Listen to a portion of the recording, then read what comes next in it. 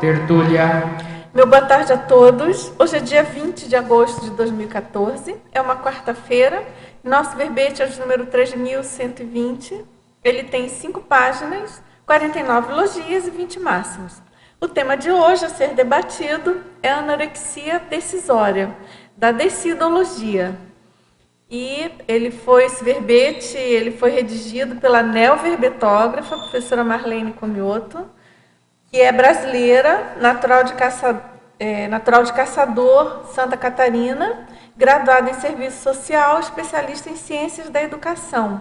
Ela é voluntária da Conscienciologia desde 98, docente da Conscienciologia desde 2002 e tenepsista desde 2001. A anorexia decisória é a condição de inapetência decidofílica da consciência homem ou mulher ao procrastinar ou retroceder perante as situações existenciais evolutivas devido ao temor frente às consequências das próprias escolhas e decisões, levando ao comprometimento proéxico. O holopensene pessoal da decidologia, a forma holopensênica da indecisão, o holopensene da antirreciclagem, o monopensene circundante. E na fatologia, o encolhimento consciencial, os medos provocando as irresoluções, a falta de posicionamento, o temor às heterocríticas, a antecipação do medo imaginário, a condição de relutância perante as escolhas evolutivas, as autonegligências, as elucubrações, a introspecção pela apreensão da autoexposição. O estado consciencial de permanecer na retranca, a condição de ser autorrefém, o medo consciente ou inconsciente de errar, a ação retroalimentadora dos acanhamentos, a conversão gradativa, pontual e sistemática da neofobia em leofilia, a melhoria da interassistencialidade. E aqui na parafatologia, as instabilidades psicossomáticas extremas, o autoassédio em detrimento da desassedialidade interconsciencial, a ineficácia das desassimilações simpáticas, a autoassedialidade. E aqui na argumentologia, nós destacamos então a terapeuticologia, que ela apresenta aqui 15 itens, 15 exemplos de atitudes renovadoras a serem adotados pela Consim, chancelando alto esforço em prol das autodecisões evolutivas. E na acabativa nós destacamos atraso de vida, decidofobia, encolhimento consciencial, medo e ônus decisório. E na frase enfática, a anorexia decisória é a condição transversa no caminho da consciência decidofóbica, restringindo as oportunidades evolutivas, autorreeducativas e vivência da interassistencialidade lúcida. Na questionologia, a anorexia decisória atinge você de algum modo? Já ocorreu inapetência decidofílica ante os contextos existenciais proexológicos? E na bibliografia específica nós temos então 2 fontes bibliográficas. Agora aqui na mega-análise. Medo, dúvida, indecisão, hesitação, autoassédio, inapetência, decidofobia, postergação, pusilanimidade, antirreciclagem, autossabotagem, subpensenidade, patopensenidade, antipesquisologia, parapatologia, instintologia, proexologia, ressexologia, decidologia e desviologia.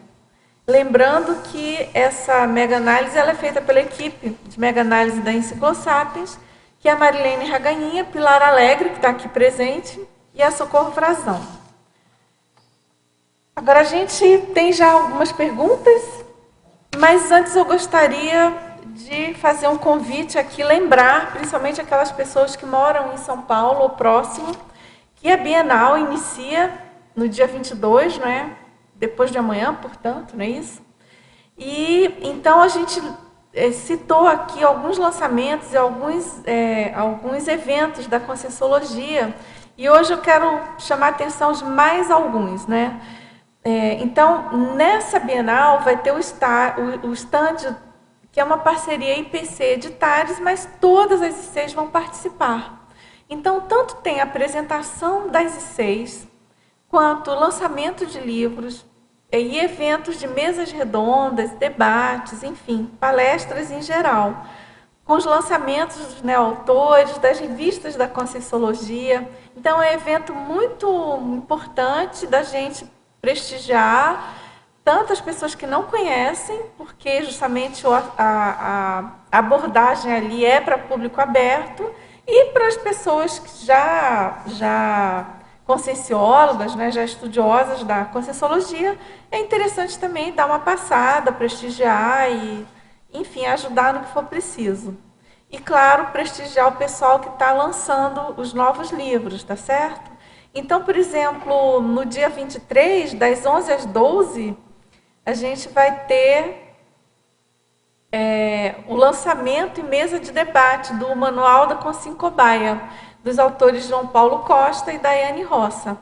Depois, também no dia 23, das 13 às 14, nós temos uma palestra da Unescom, que é com o professor César Machado. Ele vai estar apresentando, falando sobre a revista Scripto. Também tem uma palestra da Conscius, das 15 às 16, sobre o conscienciograma, né, de autoria do professor Valdo Vieira, e o Manual da Consciência Cobaia. E os autores palestrantes também são João Paulo Costa e Daiane Roça. Depois tem um talk show com a autora Mabel Teles sobre o livro Profilaxia das Manipulações Conscienciais. Esse talk show é de 17 às 18. E às 19 horas a gente tem o lançamento do livro Zéfiro, a Para-Identidade Intermissiva de Valdo Vieira. Então, gente, é muita atividade. Eu li para vocês um dia apenas, que é o dia 23 de agosto. Todos os dias em São Paulo, é Bienal do Livro de São Paulo, lembrando. Então, são muitos eventos. Todos os dias, até o dia 31, tem muitos eventos da Conscienciologia, tá certo? Então, assim, a gente parabeniza, né, o pessoal que está participando, super bom. E aí a cara, né, o mostruário geral da Conscienciologia, porque além dos autores, tem as revistas que são coletivas, tem os livros, né, também coletivos, mas enfim, as revistas que apontam os artigos de vários autores, e claro, a apresentação das ICs, né, que é algo assim super importante, tá certo? Portfólio da CCCI na Bienal do Livro. Então, vamos lá. Professora Marlene, a gente já tem aqui algumas perguntas e eu gostaria que você falasse da sua motivação para escrever esse verbete. Então, uma boa tarde a todos. É bem interessante eu estar colocando a minha inspiração de escrever esse verbete. Porque, num primeiro momento, a minha ideia, eu não tinha uma ideia de escrever sobre esse tema. Então, eu coloco assim que não estava nos meus planos escrever sobre esse tema. E aí discorre toda assim uma história que em 2012 eu vim para Foz do Iguaçu. E nesse momento eu passava por uma fase de muitos questionamentos com relação à minha agilização da minha programação existencial. Mas ao mesmo tempo que eu sabia que tinha que fazer essas mudanças, eu era envolvida por uma emoção, por uma onda que era um medo, que depois eu fui identificar, porque até então eu não concebia que eu era uma consciência medrosa. E era uma coisa que vinha e que, de repente, poderia ser imaginário, poderia ser uma coisa permanente, e às vezes permanecia.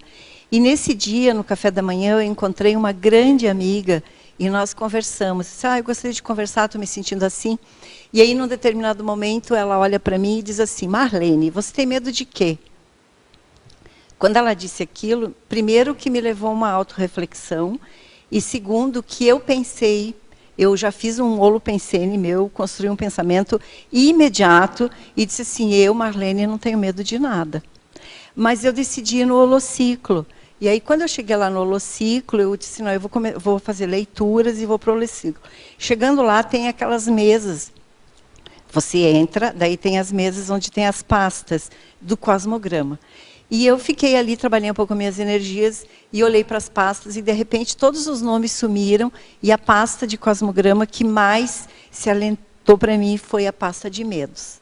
Aí eu peguei a pasta dos medos e comecei a ler sobre aquilo. À medida em que eu lia, eu comecei a me identificar com algumas coisas e comecei a escrever. Quando eu comecei a escrever, num determinado momento, eu escrevi anorexia decisória. E daí veio, eu digo que foi uma inspiração extrafísica, porque foi muito forte, e eu disse assim, nossa, isso é um tema de verbete. Não abandonei a informação, anotei, continuei lendo sobre medos, não admiti ainda, até porque em todo o meu cotidiano, eu faço a vida dar certo. Mas é no seguinte, assim, é mais pela questão da subsistência, das coisas que são intrafísicas. E cheguei em Florianópolis, fiz 3 temas. Um tema era sobre a questão de eu escrever sobre a dessomatologia, que eu tenho uma experiência muito vasta nessa área, de trabalhar com doenças em fase terminal. O segundo também ficava na área, que era trinômio, doença, saúde e morte. E o terceiro era esse que tinha vindo. Mandei, e ali passou-se alguns dias e veio a resposta. E era anorexia decisória. Quando eu abri o e-mail, eu disse assim, puxa, justamente sobre esse que eu não queria escrever. Justamente sobre esse que eu não queria escrever. Daí eu disse, mas vamos em frente. O processo de escrita, no começo ele foi fácil, assim. E eu comecei a fazer uma analogia, comecei a ler sobre a questão da anorexia, o que era anorexia, por que uma pessoa era acometida e qual era a relação da anorexia com a questão da decisão. E aí eu resolvi fazer uma analogia, porque a anorexia, ela é um distúrbio psicopatológico, ela tem uma tendência a cometer mais as mulheres, e ela sempre tem aquele medo mórbido de engordar. Então, ela está sempre, ela tem uma falsa ideia, constrói uma falsa realidade, até na maneira de agir, na maneira de pensar. E a questão da decisão, ela também é um distúrbio psicossomático, em função de que você posterga, você não decide logo, você engaveta. Como o processo desse verbete, ele ficou mais ou menos 1 ano engavetado. Porque se nós formos fazer as contas, eu vim em 2012. Então, até eu escrever, hoje que eu estou apresentando. E também, quando eu comecei a ver essa questão dos medos, aí eu comecei a identificar comportamentos, assim, por exemplo, de achar que não vai dar conta, vinha o medo iminente, o passageiro, o ele permanecia.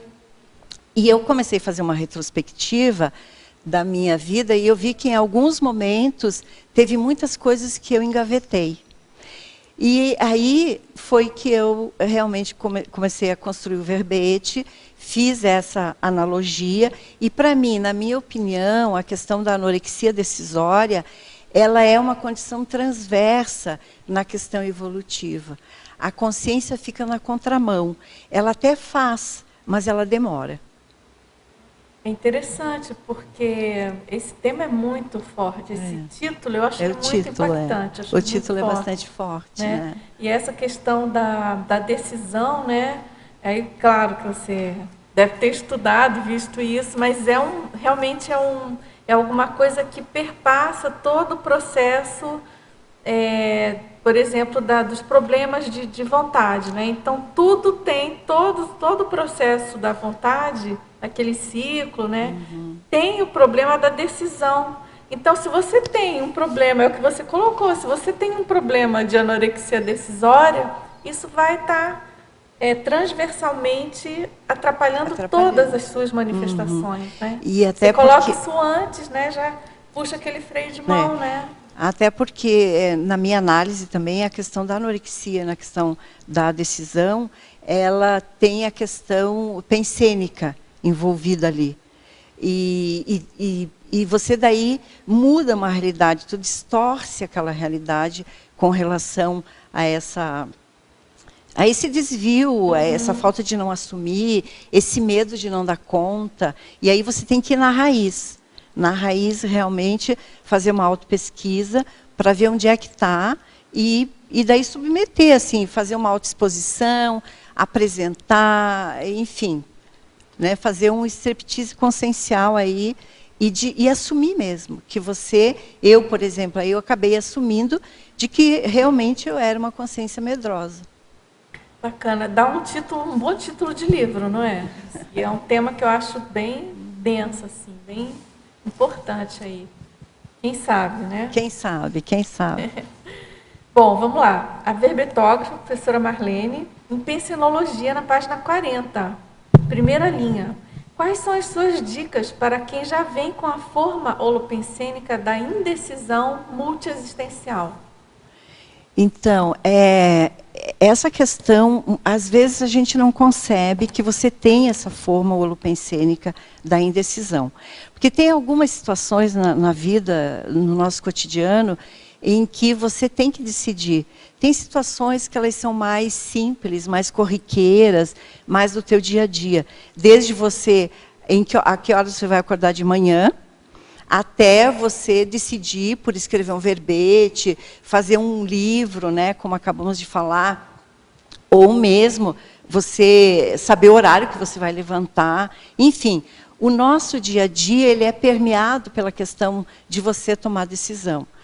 Agora, às vezes nós tomamos decisão, e isso eu vi muito na minha casuística pessoal, é no seguinte, você toma decisão daquelas situações que são mais simples, que não envolve, por exemplo, uma autoexposição, mexer com a tua questão da tua estrutura holopensênica sobre determinado fato, sobre determinado contexto, e aí você posterga. Então, o que eu diria, né, para a pessoa que fez a pergunta? Primeiro, analisar, se colocar. Nós temos técnicas, principalmente a questão do estado vibracional, que ajuda bastante nessa questão de você começar a refletir sobre a maneira que você pensa.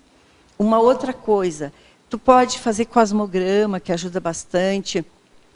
Situações do dia a dia, por exemplo, você está passando num contexto, tu vê alguma realidade, e você começar a perguntar para você mesmo, eu penso dessa maneira, eu ajo dessa maneira, como é que a gente procede? E isso é simples, desde você assistir um filme.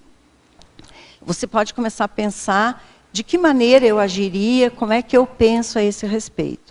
Então, isso seria uma técnica. A segunda técnica é realmente você ser sincera com você mesmo. E quando você se deparar por um pensamento, que aquele pensamento ele não é tão nobre, você trabalhar com ele e saber por que ele veio naquele momento. Agora, em Fatologia, na página 40, primeira linha, ele pergunta por que surge o medo da originalidade na consciência indecisa? Bom, essa questão do medo da originalidade, uma consciência que tem anorexia decisória, ela não é original.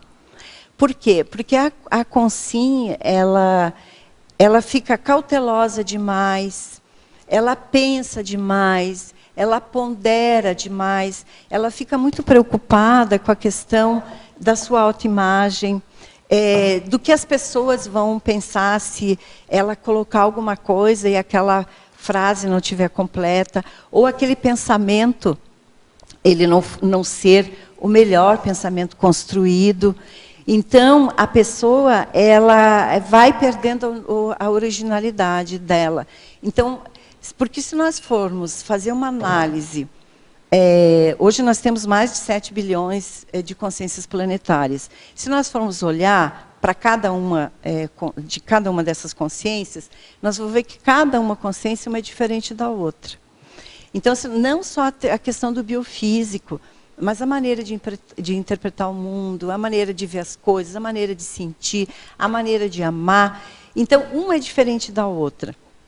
o que a gente tem que tirar de proveito? É olhar para aquela pessoa, não olhar, de repente, na forma física, ou na maneira que ela se expressa, ou, de repente, ela se expressa melhor do que você, ou ela escreveu melhor do que você, ou ela teve uma ideia original que não foi sua. Mas você pensar de que você é uma consciência singular. Você tem a sua personalidade, você tem os seus traços.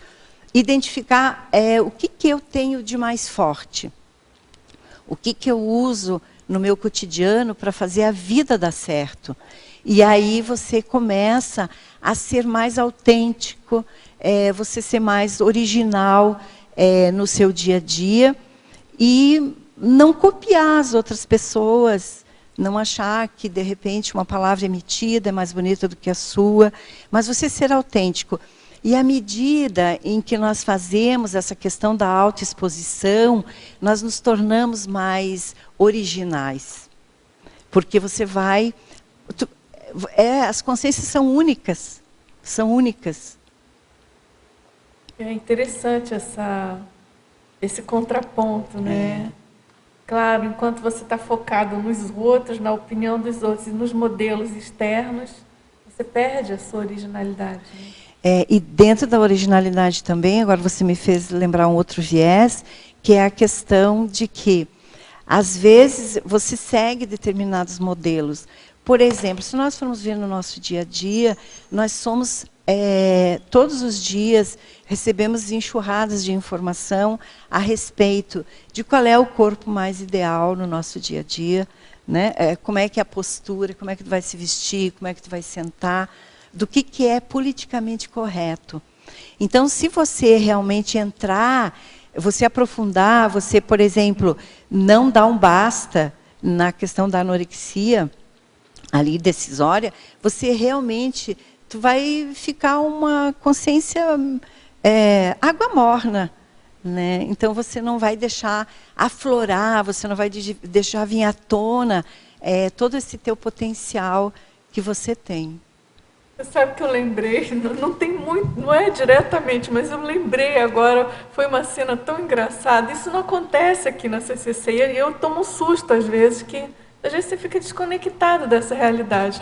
Eu fui num determinado ambiente, tinha uma fila de atendentes. Era aquele balcão de atendimento, né, as atendentes sentadas. E aí eu sentei para ser atendida. Quando eu olhei, era impressionante. Todas as moças super arrumadas, maquiadas, bonitas, bem apresentadas. Mas todas pareciam irmãs. Os cabelos idênticos. Eram os cabelos lisos, enfim, idênticos, bem louros.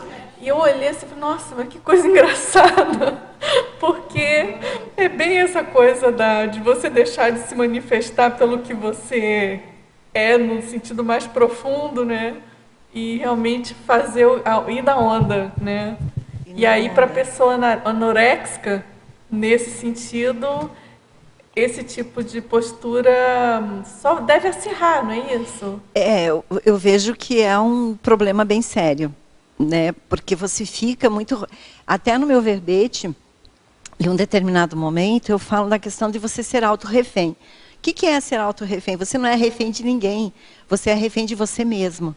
Então, você fica auto-refém da tua pensenidade, você fica auto-refém da tua a questão energética, você fica auto-refém em função de que fica postergando e chega à conclusão de que você ponderar, você ser uma pessoa extremamente ponderada, é a melhor solução. Você coloca aqui na fatologia, né? Página 41, a condição de ser auto-refém. A condição de ser auto-refém ali. Então, a consciência é refém dela mesma, né? Agora, eu acho bem interessante essa colocação que você faz anterior. O estado consciencial de permanecer na retranca. Quer dizer, você está ali travado, né? Com o problema da indecisão. Você realmente não... se nós não formos ver, não caminha, não é? Não caminha. A questão dessa estado consciencial de permanecer na retranca, o que é uma retranca, né? É alguma coisa que é colocada e que te impede de você fazer. E é como se a consciência, ela fosse, apesar dela reconhecer que ela tem os talentos, apesar dela reconhecer que ela teria capacidade de fazer determinadas coisas, sem que ela daria conta, mesmo assim, ela põe essa questão da retranca, ela põe essa trava, ela coloca esse gargalo. Então, ela permanece ali. Nós poderíamos pensar assim, mas daí uma consciência ela não evolui? Ela até pode evoluir, mas ela coloca algum empecilho, ela poderia ir mais rápido, ela poderia agilizar, por exemplo, ela poderia ter uma questão da retribuição muito anterior, às vezes ela fica postergando isso. E tem a questão do estado consciencial de permanecer na retranca também, que às vezes as pessoas olham para você e dizem assim, nossa, você já é veterana em determinada coisa, você já trabalha há tanto tempo. Eu lembro que eu tive esse feedback, assim, você já trabalha há tanto tempo na equipe de CP2, você já é veterana. Quando a pessoa disse isso, eu levei um susto. Veterana, que já trabalha há muito tempo. De repente, poderia estar fazendo muito mais coisas. Às vezes, tu tem colegas que olham para você e dizem assim, você já poderia estar fazendo mais coisas, tu tem muita experiência, mas você, enquanto consciência, você não reconhece. Então, você fica na retranca. Permanece na retranca. Bem sério. Bem sério. Você quer perguntar, Nilce? Não. Marlene, em primeiro lugar, muito, assim, parabéns. Eu acho que o tema é muito bom. E eu estava olhando, o verbete está muito bom também. Está muito, assim, consistente, né? Tá bem legal. Na página 41, na tecnologia, na terceira linha, você fala da técnica da correção holopensênica. Daí você pode falar um pouco para a gente sobre essa técnica, como você aplica? Essa técnica da correção holopensênica foi uma técnica que eu comecei a aplicar quando eu comecei a identificar que os meus assédios, eles não eram héteros assédios, eles eram altos assédios. Eu mesmo... com eles próprios, eu construía, e aí eu ficava me autoassediando com relação a isso. Aí, uma das técnicas que eu aplicava, foi uma técnica que eu acho que ela é bem simples, eu colocava na minha mesa de trabalho uma folha de papel, e nessa folha de papel eu colocava, se acontecia uma situação, e eu colocava qual era o meu holopensene em cima daquele fato ali. E aí depois eu procurava ver o que era meu, realmente, procurava fazer uma análise, o que era meu, ou o que era externo. Às vezes era meu, porque tinha acontecido uma situação que tinha me desagradado, eu não tinha feito a minha autoexposição, eu não tinha colocado para a pessoa como é que realmente eu tinha me sentido, e depois eu entrava no que eu chamava de um emaranhado pensênico, mas ele era patológico. Porque depois eu ficava pensando assim, mas eu podia ter dito que eu não podia, por que eu disse sim, agora eu fiquei sobrecarregada. Então eu ia anotando tudo isso. E, claro, isso é gradual, eu digo assim que a anorexia decisória, ela é superável, mas ela tem umas graduações. Então, às vezes, você acha assim que você já superou, e quando é um belo dia aí, você se pega novamente fazendo uma repetição daquilo. Então, eu vejo assim, primeiramente anotar, depois verificar se aquilo realmente é seu, o que é externo, por que aquilo te deixou, por que aquele fato especificamente te tira do prumo, te tira da tua rota evolutiva. Marlene, aqui, do teu lado. Na página 43, a sua listagem em terapeuticologia, no item 13, se traz a questão da reflexão. Aí a minha pergunta é em cima disso. Eu fiquei aqui pensando, a anorexia é a falta de apetite. Então, é aquela pessoa que, se me corrige se não for, que ela não tem força para fazer nada, ela não faz nada, ela tem que ficar pedindo permissão para fazer tudo. empurra, a coisa vai devagar, não vai, aquela energia, você falou muito bem, morna, né? Aquela coisa blá, assim, né? Que não vai. Água parada. Não pega, né? Não pega e não faz. Aí você trouxe justamente a questão da reflexão. O problema nesse caso não é falta de proatividade e não de reflexão, que a pessoa botar energia, fazer. Olha só, nós temos que analisar, pode ter dois casos. Um caso pode ser que seja falta, eu até coloco na fatologia, que é a questão da inapetência, que daí é realmente aquela falta, tua falta de energia, falta de vontade, que ela é decorrente em função de um aspecto que você acha que você não está pronta para fazer aquilo, ou é por falta de intelectualidade, ou é por falta de experiência, ou é por falta de tu ter que fazer uma autoexposição. E tem o outro fato que é uma das que eu vejo, analiso dentro do meu exemplo, assim, da minha casuística, é que você tem energia. Você consegue dar conta de todas as coisas que elas são as mais intrafísicas, mais de sobrevivência, mais do dia a dia. Você dá conta disso. Agora, quando chega para aquelas questões, que são mais as questões evolutivas, você demora mais. Você fica mais na retranca, você fica pensando. Por exemplo, eu ali no começo falei que a ideia, que não era meus planos escrever sobre anorexia decisória, eu coloquei isso. Isso foi em 2012. Então, de 2012, esse verbete ele ficou engavetado durante 1 ano. Primeiro, porque quando eu recebi a questão, o verbete ficou com anorexia decisória de enviar. Primeiro que quando eu recebi a devolutiva, eu levei um susto. Daí eu disse assim, não, eu realmente não sei escrever. Aí eu deixei ele parado. E até que chegou um momento que eu tenho outros temas de verbete, e aí entra a questão que eu queria colocar, a questão da energia. Eu tenho outros tipos de verbete para mandar. Só que cada vez que eu pensava de mandar outros títulos, eu pensava assim, mas se eu não desengavetar esse, se eu não botar um ponto final nesse verbete, se eu não mandar, eu vou chancelar a anorexia decisória. Eu vou estar assinando... Vai ser o anti-exemplo, né? Um anti-exemplo. Poderia escrever sobre um outro título, porque chegou um momento que eu li o verbete e eu dizia assim, eu não tenho nada com relação a esse verbete. Não tenho, então, olha só como é que é esse processo. Tu nega, daí entra até a questão dos mecanismos de defesa do ego. Você fica negando e daí tu fica racionalizando, que foi o que eu mais utilizei no meu verbete do mecanismo do ego, que é a racionalização.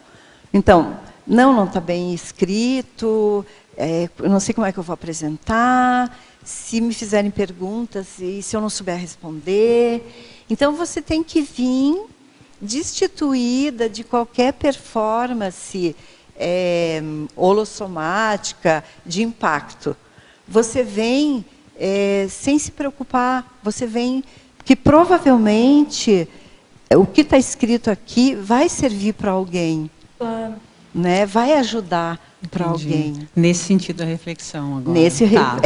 Agora também na questão da autorreflexão, refletir. Às vezes no cotidiano, por exemplo, a gente trabalha no voluntariado, então às vezes você tem muito a parte de execução. Então você vai lá, faz porque tem que dar conta, e de repente acontece os incidentes lá, às vezes você nem presta atenção no seu colega, às vezes você chega, já senta na cadeira, já vai fazendo as coisas que tem que fazer, e muitas vezes aquelas oportunidades ali também elas passam despercebidas. Mas mesmo assim, eu tive uma fase que eu não me preocupava com isso, e depois eu tive a fase que eu comecei a me preocupar. Então, quando eu retornava à noite, antes da TENEPS, eu incluía a questão da autorreflexão e ficava pensando como é que eu poderia ter sido mais assistencial. E como é que eu poderia fazer diferente no dia seguinte. Então, nem sempre deu certo, mas pelo menos eu estou tentando de melhorar todos os dias e superar realmente isso. E uma outra coisa aí da autorreflexão, que também eu não cheguei a fazer às 5 horas, tá? Mas eu vejo que é uma das metas incluir a questão da reflexão, né, de 5 horas, que eu vejo que ajuda bastante. Agora, o verbete já saiu. Parabéns. Já saiu, Aí, estou tá? aqui, Muito bom. vamos em frente. Isso aí. Eu tenho mais uma aqui Pois na não. 42, então, por favor, em mitologia. O segundo mito, o mito de a omissão ser sempre a melhor decisão. Então, Eu acho que é justamente ao contrário, né? é o contrário. Isso é uma condição, até eu coloco ali, que ela é bem paradoxal. Interessante. Por que ela é paradoxal? Porque a consciência que tem anorexia decisória, ela pondera, mas ela pondera demais. Não que eu coloque aqui a ponderação como um aspecto só nosográfico, porque tem situações na sua vida que você tem que ponderar. Por exemplo, eu vou atravessar aqui e eu posso sucumbir. Eu vou aqui, o rio está cheio, eu não vou atravessar essa ponte, qual é o melhor? Muitas vezes você tem algumas ponderações que você tem que realmente que seria para um bem maior, para o desenvolvimento do grupo ou para alguma coisa, você tem que se retrair, se recolher, para depois você seguir em frente. Só que na questão da anorexia, essa questão aí da ponderação ser a melhor decisão, eu coloco no sentido da patologia mesmo. Então você pondera, pondera, e depois ainda você se justifica dizendo que não, foi o melhor, isso foi o melhor. Foi o melhor eu ter engavetado um verbete durante 1 ano, um exemplo. Foi melhor eu ter dito que nesse momento eu estou sobrecarregada de tarefas. Mas, às vezes, as pessoas estão sobrecarregadas. Não é isso que está em evidência. É que, às vezes, a pessoa ela se auto-justifica, dizendo que ela está sobrecarregada realmente, e daí alivia. Você fica na zona de conforto. Marlene, como é que a pessoa faz o salto, a virada? Você trouxe, esse tema é bem interessante. A pessoa ela tem muita preocupação, você falou, a preocupação com o externo. Então, tudo abala. E é como se ela estivesse sempre servindo ou prestando atenção do lado de fora, e não nela. Então, como é que a pessoa faz esse salto, essa virada, de deixar um pouco de lado, né, todo mundo, ou as pessoas de maneira geral, no sentido de não defender, não se defender tanto, não ter que provar tanto quem ela é para os outros, para fazer a proatividade evolutiva? No meu caso, foi um processo que eu vejo mais lento assim.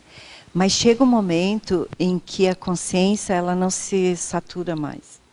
Eu vejo assim que a autossaturação. Você começa a fazer uma retrospectiva existencial e você vê que você podia ter retribuído muito mais. Você já poderia ter feito muito mais. E daí você chega uma hora que você mesmo, de tanto você ter essas autojustificativas e você achar que você tem que agradar os outros, achar que você tem que ser a pessoa boazinha, a pessoa que sempre diz sim para os outros, a pessoa que pega todas as tarefas. Mas, especificamente no meu caso, eu sempre fui uma pessoa muito da execução, de fazer muito, de fazer das tarefas, pegar as tarefas e concluir, fazer bem. Mas eu cheguei a começar a pensar que atrás disso tinha a questão do perfeccionismo. Então, eu me esmerava tanto para que não tivesse nenhum feedback contrário.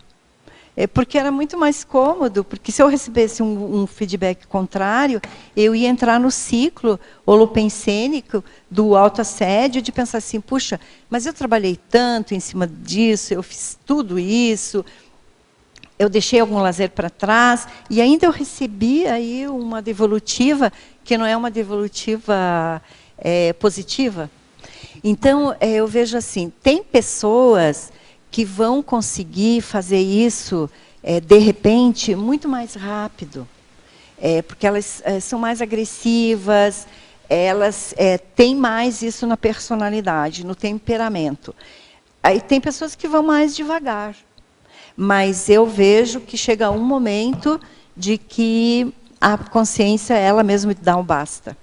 E até, por falar nisso, quando a gente está nesse holopensene de mudança, de começar a pensar, realmente, eu sou uma pessoa que quer ser boazinha para todo mundo, agradar todo mundo, ser simpática. Aí, de repente, você diz, não, isso faz parte da boa educação, que é a questão de ser politicamente correta. E aí, quando eu desci em Curitiba, no aeroporto, eu fui dar uma olhada na livraria, e quando eu entrei na livraria, esse foi aqui, foi esse aqui. Quando eu entrei na livraria, a primeira coisa que eu olho assim, para os títulos, assim, vem assim o livro, A Coragem de Ser Imperfeito. Aí diz assim, que como que a gente aceita a própria vulnerabilidade frente e vencer a vergonha de dizer, não sei tudo, se colocar na posição de aprendiz. Eu não sei nada. Eu estou aqui aprendendo, eu não sei tudo, eu posso estar equivocada, a minha ideia pode não ser a melhor. Então, eu não li esse livro ainda, mas já achei muito interessante, eu vou levar para minha autopesquisa, A Coragem de Ser Imperfeito, e ontem aqui na Epígrafe também, eu encontrei esse livro, A Síndrome da Boazinha. Como que a gente cura a Síndrome da Boazinha? Como curar a sua compulsão por agradar. E eu só folhei o livro, dei uma olhada assim, mas traz a questão muito aí de você, de tudo que você faz, você ter atrás disso algum elemento que venha te dar um prazer de fortalecer o ego, que é a questão bem egóica. Se nós formos pegar a questão da decisão, a anorexia e a questão de não decidir, é narcisista e é egóica. Claro. Certeza. Vamos lá? Marlene, parabéns pelo verbete. Hoje eu ganhei um banho de loja, sabe? Porque eu tenho hoje ao meu lado 2 coordenadoras do IPC de Florianópolis, a quem eu agradeço muito, né, a questão da assistência, do trabalho com a evolução com a gente dentro do IPC. Aqui ao lado tem a Mites, né, que também tive o prazer de encontrá-la hoje. E eu queria te perguntar, Marlene, também, ali na efeitologia, tu falas ali assim, eu não sei se talvez tenha a ver com o que já tinha comentado antes, o efeito do fechar a boca e engolir as palavras. Então, quando eu estava escrevendo sobre isso, e como é que é a anorexia? O que a pessoa faz? A anorexia é um distúrbio, um transtorno disfórmico de comportamento, onde a pessoa ela opta por engolir, por não comer, por emagrecer. Então, ela tem um medo mórbido aí de engordar. Então, cada vez que ela se olha no sentido que ela está muito gorda ainda. E a questão daí eu fui fazer analogia e eu comecei a fazer uma retrospectiva de que tinha espaços onde eu entrava, onde eu teria oportunidade de fazer uma expressão, de colocar uma ideia, onde eu entrava muda e saía calada. Em algumas reuniões que se faziam, às vezes eu não expressava totalmente a minha singularidade e eu engolia as palavras. Então, essa analogia de que a anorexia ela fecha a boca e a decidofobia, nesse caso específico, essa síndrome aí, é de você economizar as palavras, você engole as palavras. Até parece que tem um provérbio chinês, eu não tenho bem certeza, mas valeria até a pena pesquisar, mas que alguém me falou que diz assim, morreu de quê? Morreu porque engoliu as palavras. Então, morreu porque engole as palavras, porque não fala. Então, isso em muitas situações eu verifiquei de que eu poderia ter sido mais assertiva, que eu poderia ter colocado as palavras, e eu engolia as palavras. Eu entrava muda e saía calada. Agora, o que tinha atrás disso? Atrás desse aspecto, né? Desse contexto assim, específico? Tinha, às vezes, a questão da autoexposição. Marlene, obrigado. E eu não sei se você já falou também na fatologia, na última linha, na página 41, a autossuperação da anorexia decisória.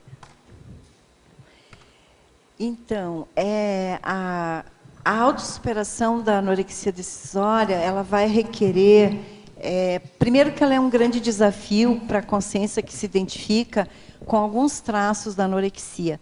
Porque no decorrer da minha pesquisa, o que eu evidenciei? Eu evidenciei que a anorexia decisória, ela tem uma graduação. Ela pode ser aquela maxi, que você simplesmente abandona, até aparece aí na exemplologia, você abandona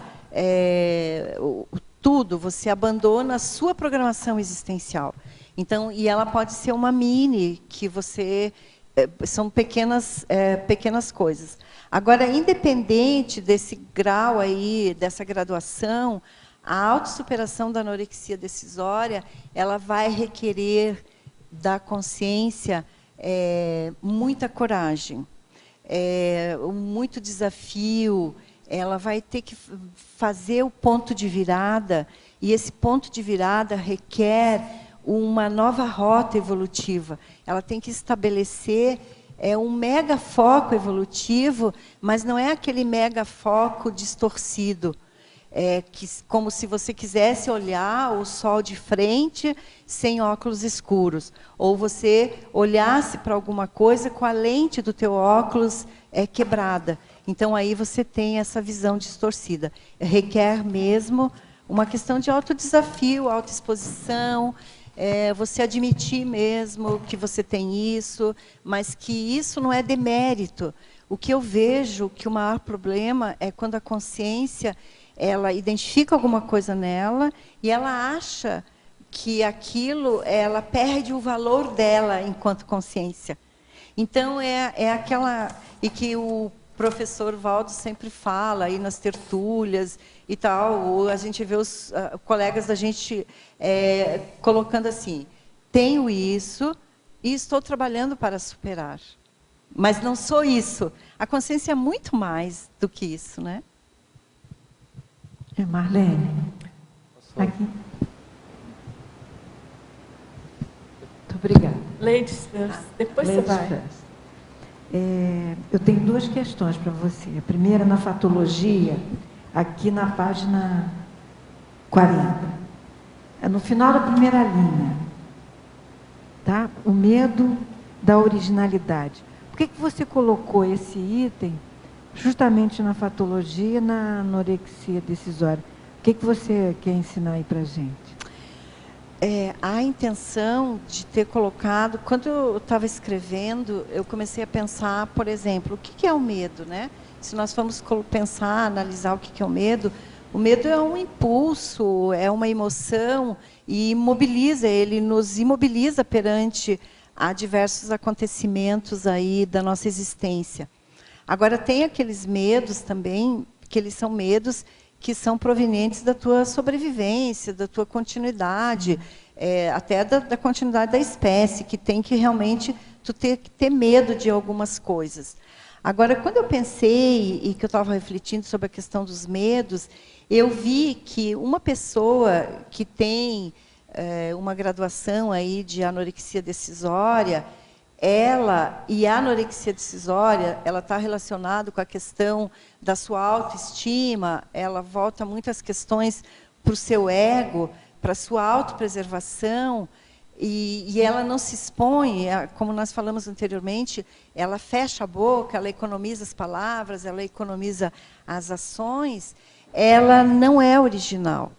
Então, no meu entendimento, nessa minha autopesquisa, eu concluí, claro, que existia uma correlação muito grande da falta de originalidade com a questão da anorexia em função desse transtorno, desse distúrbio mesmo, que é um distúrbio psicopatológico, psicossocial, psicossomático, desculpe, e que envolve toda a questão do nosso holossoma. Não envolve só a questão do corpo físico, ela envolve a questão bioenergética, ela envolve a tua questão psicossomática, porque quando você é invadido por essa questão de você não ser original, por exemplo, você não se expor, porque de repente aquela tua ideia não é a melhor ideia, perante todas as ideias que foram colocadas, o que acontece? O que acontecia com o meu holossoma? Primeiro eu sentia uma repercussão que era do soma. Então eu sentia a boca seca, uma taquicardia, e depois o que acontecia? Ia lá para a questão energética. Então eu sentia uma baixa energética, eu me encolhia, à medida que eu me encolhia, eu não conseguia fazer uma exteriorização energossomática positiva. Depois vinha a questão do psicossoma, que era, não, mas essa minha ideia não é tão boa, a ideia dos outros ali foram bem melhores, foram muito mais bem colocadas, ninguém vai dar valor para o que eu estou colocando. E isso influía na questão do mental soma, né, que você não tinha ideias que eram ideias originais. Te deixavam muito à mercê, muito a concordar com as outras pessoas. Então, por isso que eu coloquei aí essa questão da originalidade. Quer dizer, na realidade, a cura é o uso do mental soma, né? Como você coloca na definição, né? Também. Sim.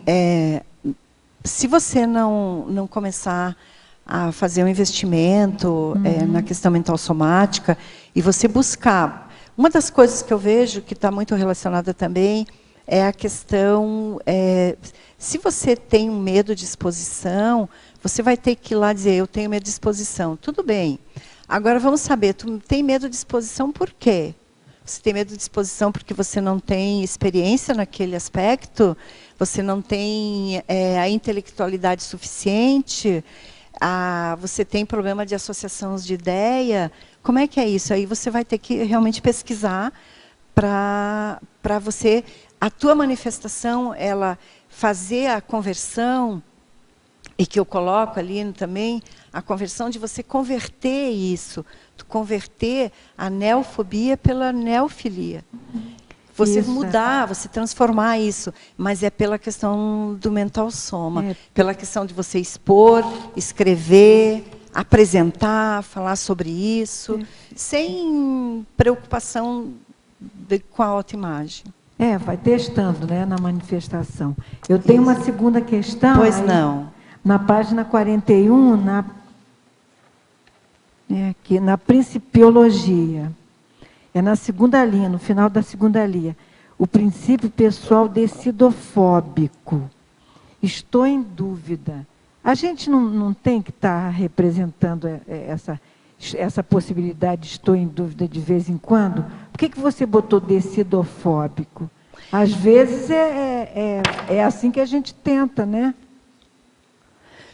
Mas na questão, eu concordo com a tua colocação, mas especificamente no que eu quis colocar é um princípio pessoal decidofóbico, porque às vezes a pessoa, as outras pessoas que estão ao teu redor, elas dizem não, vai lá, vai dar tudo certo, você tem bastante experiência, você já é veterana nesse aspecto, naquele outro aspecto, mas você não se enxerga.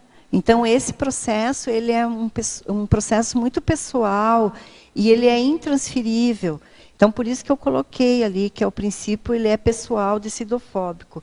E a questão do estou em dúvida... Desculpa, que é uma dúvida exagerada, né? A pessoa, ela inventa, ela coloca a dúvida na frente de tudo. É diferente de uma dúvida... Por exemplo, no princípio da descrença, de ideias, de experimentação. Ela inventa a dúvida para não tomar decisão, né? Sim, ela constrói o que eu coloco, a questão das falácias lógicas. Isso. Ela constrói as falácias para ela mesma e ela justifica aquilo e ela chega... que ela está sempre em dúvida, mas será que se eu pegar essa tarefa, eu vou dar conta? Eu lembro que quando eu comecei a ter NEPs, e também tem a ver com a questão do controle, né? Então, por exemplo, quando eu comecei a ter NEPs, quando eu vim a Foz do Iguaçu, eu sempre ficava preocupada se eu estava fazendo certo, se eu não estava prejudicando. Olha só... aquele contexto ali da assistência. Eu me lembro que quando eu vim a Foz do Iguaçu, o primeiro laboratório que eu fui fazer foi o laboratório da TENEPS. E quando eu entrei no laboratório da TENEPS, eu disse, a minha meta aqui é saber se eu estou fazendo a TENEPS certa. Entende? Tá, lá tive meu experimento, não... E foi, daí de repente estava terminando, não tinha insight nenhum, porque eu achava assim que vinha uma frase para mim e dizer assim, não, tu está fazendo tudo certinho, continue fazendo o que está politicamente correto.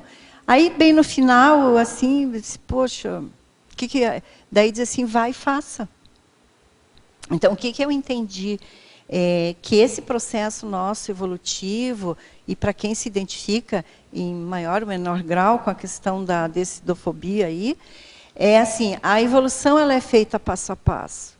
Mas uma das coisas que nós não podemos perder de vista é que ela tem que ser sempre. Né? Ser sempre. Então, a gente tem que ir fazendo as coisas, nós não vamos fazer sempre certo, nós temos que cometer erros também para a gente poder depois acertar. Muito obrigada, Marlene. Ali na página 41, em tecnologia, fala um pouco sobre a técnica da reciclagem existencial, Resexes, por favor. Então, quando eu coloquei a questão das técnicas ali, uma das coisas na minha escrita que veio, eu pensava muito sobre a questão se eu tivesse identificado mais cedo essa anorexia decisória. Porque eu fui fazendo uma retrospectiva e eu vi que teve muitas passagens pela minha existência em que ou eu engavetei, como eu fiz com o verbete, ou eu deixei quieto, ou eu achava que aquele momento não era apropriado. Só que aquelas oportunidades, elas foram oportunidades desperdiçadas, elas passaram. Então, quando eu comecei a fazer, vasculhar, eu fiz uma relação de fazer a cada 10 anos. Então, eu fiz assim, dos 20 aos 30, dos 30 aos 40, dos 40 aos 50, dos 50 aos 60. Então, o que eu fui deixando para trás? E aí eu comecei a identificar que eu tinha deixado uma série de coisas para serem feitas. Não que elas não possam ser retomadas, até porque esse é um processo de existência, eu posso retomar algumas outras coisas, se eu tiver lucidez, na minha próxima ressoma, mas eu pensei muito na técnica da inversão existencial, da antecipação. De você antecipar, você está mais lúcido para essas questões que envolvem aí de você postergar, ser pusilânime, enfim, de você realmente aplicar. E eu vejo que com as técnicas que tem, ou seja, a técnica da Ressex também, hoje nós temos ferramentas evolutivas altamente eficazes que antecipam esses momentos nossos evolutivos. Foi nesse sentido que eu coloquei a teoria da inversão existencial, no sentido de antecipação e identificação, se porventura houver aí algum índice de postergar. Marlene. Alô? Marlene, página 41, ciclologia, primeira linha. Ali fala o ciclo do incomplexes e também o ciclo vicioso do autoesbanjamento das oportunidades. Queria fazer um link com o que o professor Valdo falou hoje, que nunca se existiu tanto esclarecimento, né, esse grande volume de informação. Você acha que isso, a que ponto, é uma opinião sua, né? A que ponto isso pode aumentar esse ciclo do incomplexes? Então, eu vejo que, não sei se seria uma era, seria a expressão melhor, mas o que eu diria assim? Eu vejo que nós nunca estivemos num século, né? Se a gente for se reportar aos séculos anteriores, que estavam mais em cima das ideias, esse aí, o século XXI, ele está mais voltado aí na questão das informações, das tecnologias. Eu acho que nós nunca tivemos tanto desenvolvimento tecnológico, no sentido de informação. Mas, ao mesmo tempo, quando eu também pensei sobre isso, eu vi que nós temos excessos, muitas vezes, de informação. E por ter excesso de informação, e isso também é uma característica da pessoa que tem anorexia, ela tem muitas vertentes de pesquisa. Então, ela começa a escrever sobre determinado assunto, aí, de repente, ela escuta uma ideia, ela vai e escreve novamente sobre um outro assunto que surgiu, ela faz um banco de ideias, só que falta o foco. Ela tem que ver, nesse momento evolutivo, o que seria mais favorável, mais profilático, que daria uma agilização maior na sua programação existencial. Então, eu vejo que se nós não tomarmos cuidado com esse excesso de informação, a gente podemos sim ter um desvio. Então, temos que ter realmente um foco sobre o que... E um fator que eu vejo que ajuda bastante é você ter um foco de o que eu preciso nesse momento. O que me falta? Qual é o meu gargalo evolutivo? Onde é que está a minha fissura? E daí começar a trabalhar nisso. Por exemplo, especificamente, eu tenho o que eu escrevi, foi o meu CL, que eu, por ter trabalhado muito com a questão da dessoma, mas ainda eu tinha alguma coisa de medo com relação à dessoma. Como eu pensava da dessoma, eu pensava assim, tá, mas eu não posso dessomar já, porque eu tenho muita coisa ainda para fazer, aí eu vou ser uma incompletista. Então, eu vou escrever e vou falar sobre dessoma. Aí veio a questão do verbete. Então, não, então vamos lá, vamos falar sobre isso. Então, você tem que ver nesse momento qual é a tua maior carência. Eu vejo que depois que o verbete foi e voltou, e daí definimos o dia da apresentação, para mim, assim, a minha percepção é de que a coisa parece que aliviou. Aquela pressão, é como se eu tivesse dito assim, sou assim, estou aqui colocando, porque daí não tem mais a questão do autoassédio. Né? Então, você já decidiu, né? Já decidi. Então, eu vejo... Não tem mais outra decisão mais prioritária, no Não caso. tem mais do que essa. Essa é o mega foco. E quando a gente coloca ali do esbanjamento, das questões aí, das oportunidades evolutivas, eu acho que hoje nós temos excesso de informações. E isso pode... É a fartura, né? É a fartura, não é...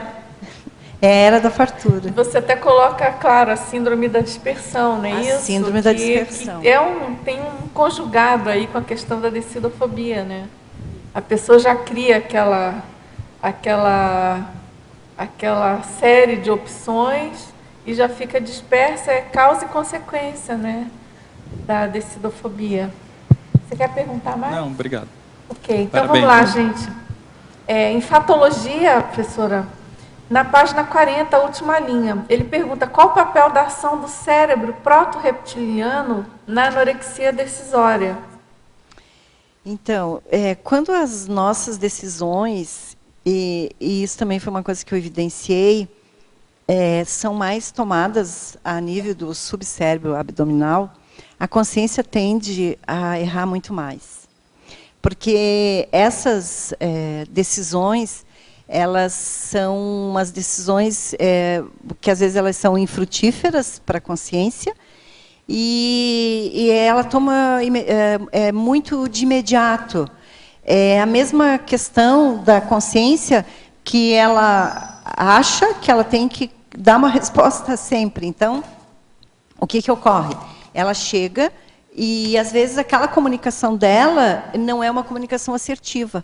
E aí leva a essa questão aí de ela ser muito imediatista, ela decidir muito rápido, e aí você tende à questão aí de você errar muito mais. Agora ele pergunta também na página 41, terceira linha, se você poderia falar sobre os mecanismos de defesa do ego no contexto desse verbete. Então, os mecanismos de defesa do ego, eles são usados bastante em todas as linhas de conhecimento, dentro da psicologia. E daí nós podemos aí dizer que tem a questão que você projeta, aquele outro mecanismo que você nega. Mas, além da questão aqui do mecanismo de negação, porque quando lá no início, quando eu coloquei que eu encontrei essa grande amiga evolutiva, e que ela perguntou para mim do que eu tinha medo, e que daí eu fiquei meio que apavorada, e eu construí para mim imediatamente, dizer assim, não, mas eu não tenho medo de nada, e daí imediatamente eu fiz um panorama da minha existência, de todos os momentos bem-sucedidos que eu tinha tido, do meu dia a dia enquanto empresária para conduzir uma empresa, no período em que eu trabalhava, que tinha inúmeros funcionários na minha divisão, e que tudo eu dava conta. Então, eu já construí imediatamente, disse, não, mas eu não tenho medo. Então, quando eu comecei a escrever sobre isso, eu peguei o mecanismo da racionalização. Foi o que eu mais evidenciei. Por quê? Porque racionaliza tudo. Então, por exemplo, desde racionalizar até você achar que o tempo da outra pessoa é maior do que o seu, que a outra pessoa ela tem muito mais tempo do que você, a intelectualidade daquela pessoa é superior à tua, aquela pessoa não, mas aquela pessoa ela não passou por tantas dificuldades como eu passei. Entende? A vida da pessoa foi muito mais fácil do que a minha. E aí você fica racionalizando isso. Até o que eu vejo, o ápice dessa racionalização é você achar assim, não, mas aquela pessoa, ela consegue mesmo, que ela já se aposentou, ela teve uma aposentadoria, ela está com um salário legal, então agora ela está com tempo hábil para fazer só isso. Então, isso que eu coloco como... E o mais utilizado foi a questão da racionalização. Agora, na página 40 também, na terceira linha, na fatologia, ela pergunta se você poderia comentar sobre a apreensão de não corresponder às expectativas alheias. Bom, nós até falamos desse livro aí que eu encontrei, A Síndrome da Boazinha. Então, é a questão muito de você querer agradar. Mas... uma das coisas que eu também, nessa minha retrospectiva, eu vi que eu sempre tive uma preocupação de agradar as pessoas. Às vezes, esse agrado pode até ser excessivo. Então, de você querer que as pessoas se sintam bem e você querer que as pessoas se sintam da melhor maneira possível, de que as pessoas sejam felizes, e aí você começa a fazer um direcionamento só para a questão externa. Você não volta uma questão que ela é interna, de como é que você se sente com relação a isso. Por que você tem tanta preocupação que as outras pessoas se sintam bem quando você diz... sim, quando você queria dizer não. Esse sim vai favorecer mais a segunda pessoa e não você. Aí eu comecei a fazer a pesquisa e comecei a evidenciar assim, o que tinha atrás disso? Então, é aquele receio de não ser amada suficientemente, de você ser rejeitada, da pessoa, de repente, desaprovar um comportamento seu. Então, eu vejo essa... a apreensão como um problema, como uma trava nessa questão evolutiva. Porque nós não vamos agradar todo mundo. Por exemplo, eu tinha muita preocupação quando eu ministrava palestra, que eu começava a falar e que alguma pessoa levantasse e saísse. Entende? Eu lembro que teve uma vez numa palestra que eu estava ministrando e chegaram 4 pessoas, sentaram bem na fila da frente. E eu estava falando, aí de repente as pessoas olharam para mim, ficaram um pouquinho e levantaram. Gente, depois que as pessoas... O que me veio, eu comecei a perder o foco do que eu estava falando, porque assim, o que eu falei? Isso, verbalizando e pensionizando, verbalizando. O que eu falei? O que eu disse? Por que a pessoa foi embora? Mas o assunto é tão bom. Né? Então, eu vejo que essa apreensão aí, ela tolhe realmente a nossa manifestação consciencial de maneira assistencial. Eu vejo que quando nós temos essa apreensão, hoje de manhã, na mini tertúlia, o professor Valdo falou a questão da generosidade, da compreensão, Ele falou da questão da assistência, que daí isso é muito pequena. Quando ele falou isso, eu lembrei dessa questão da apreensão de você agradar. Então, você não é generosa, né? Você não consegue compreender todo aquele contexto. Às vezes aquelas pessoas se levantaram, não foi pelo que você estava falando, você que construiu isso, a pessoa podia ter um outro compromisso, enfim. A próxima pergunta tem a ver com essa colocação, na página, na fatologia também, na 5ª linha. Tudo bem, Pronto. tudo bem. Na página 40. Ótimo. Fico mais tranquila que você disse que tu tem outro compromisso. Ela pergunta, você poderia exemplificar a antecipação do medo imaginário? Então, isso tem muito a ver, eu coloco com seja as questões dentro do trabalho, na SOCIM, na questão mais do trabalho intrafísico, mas também nas questões que permeavam as atividades em que eu me colocava disponível.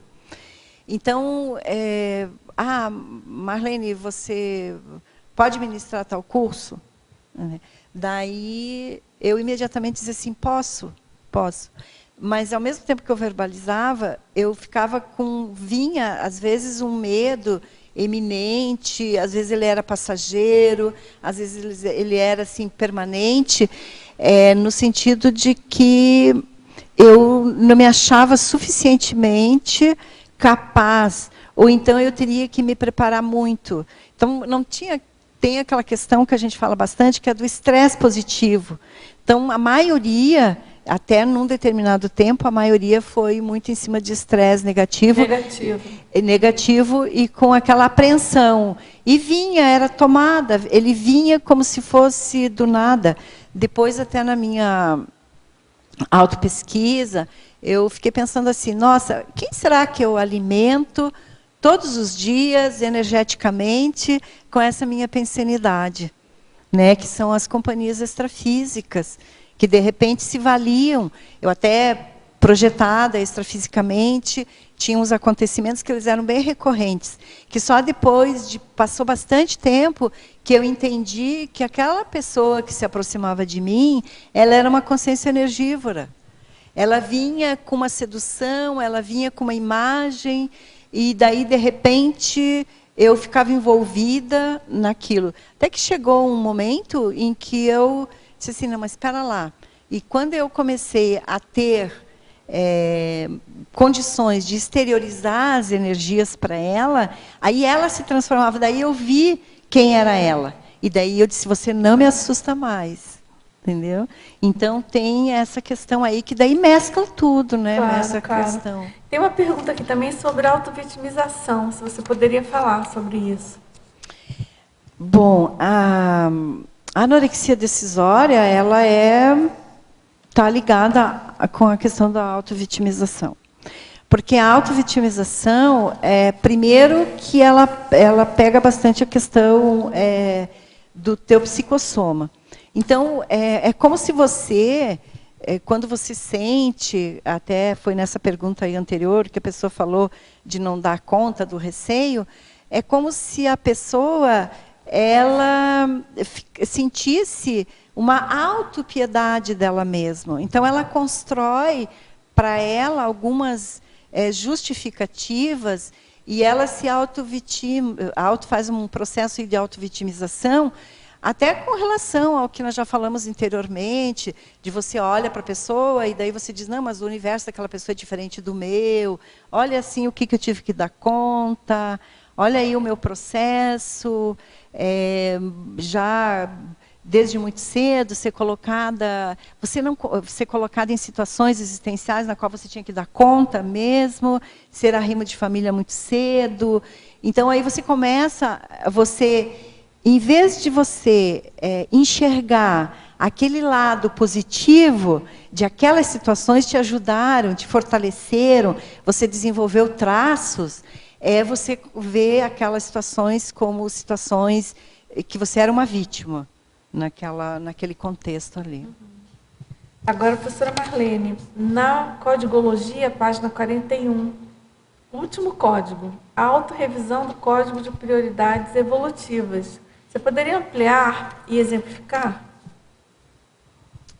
Qual? Página 41, Codigologia, último código. Como nós falamos anteriormente ali, a questão da anorexia, ela é um transtorno, né? Então a própria consciência, ela se autoimpõe jejuns, né? Ela se coloca nessa questão. E para você galgar a questão da autossuperação, você tem que fazer uma autorrevisão do que é as tuas prioridades. Porque se você não fizer qual é o teu mega foco, eu vejo nesse sentido. A gente tem diversas... seriam projetos, pode ser a médio, a curto ou a longo prazo. E você tem que perseguir esses projetos. Agora, o que você não pode é você entrar na autoenrolação. Como você tem muitas coisas, o que é mais provável a pessoa que pensa muito, que pondera muito, nessa questão de você fazer o teu planejamento? Você tem que sentar e você tem que ser objetiva. Não é que aqueles projetos que você não vai fazer agora, eles ficarem engavetados. Por exemplo, eu tenho o tema lá de verbetes para ser mandado. Só que eu tive que fazer uma autorrevisão do meu código de prioridades evolutivas de apresentação desse verbete. Então, não é que os demais eu não vou tirar da gaveta.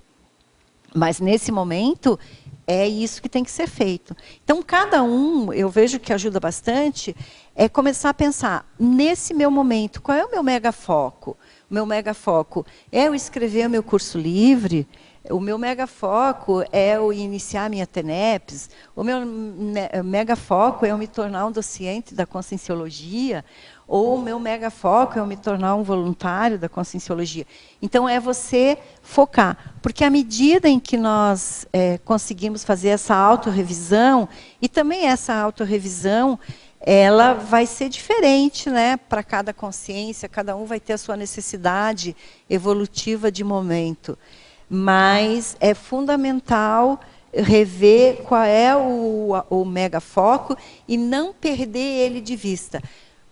Porque pode ocorrer, nesse interim, nesse tempo, entrar em outras coisas que você acha que são mais primordiais nesse momento. Mas ele diz, não, nesse momento é isso que eu vou fazer. Depois eu vou fazer o restante das coisas. Então, é fazer essa autorrevisão.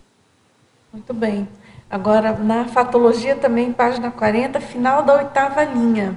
É citada a pseudoevolutividade. Então. E também, ela continua, e também na página 41, na primeira linha, é citada a condição de ser autorrefém.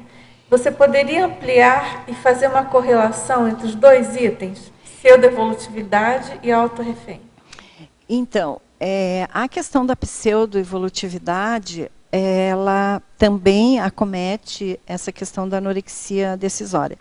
Porque você tem determinadas prioridades, aí você não coloca essas prioridades como prioridades que são imperativas nesse momento teu evolutivo, e você não muda o contexto, você não se coloca em novos desafios. Uma das que eu vejo, que é uma pseudo-evolutividade, que às vezes as pessoas elas entram num grupo por estar no grupo. E isso, no nosso dia a dia, no voluntariado, às vezes a gente vê que isso acontece. Então, a pessoa ela entra porque ela está no grupo, ela quer estar lá no grupo, mas ela não se coloca desafios, ela não se coloca frente às tarefas, ela não dá uma acabativa naquelas tarefas, mas ela se auto-justifica dizendo, não, mas eu estou nesse grupo, esse grupo é da Conscienciologia, eu estou no meu grupo evolutivo e eu estou evoluindo. Só que a evolução, e isso é uma máxima também aí da Conscienciologia, a gente vai muito mais depressa se nós formos em grupo. Só que cada um dentro desse grupo tem o seu papel. de desempenho evolutivo. E esse papel, ele é o papel singular, que muitas vezes a anorexia ela leva a pessoa a não ser singular dentro dessa trajetória evolutiva. Então, muitas vezes a pessoa ela está nesse contexto e ela acha que ela está evoluindo. Uma outra coisa é também você estar em determinadas tarefas e você só executar essa tarefa.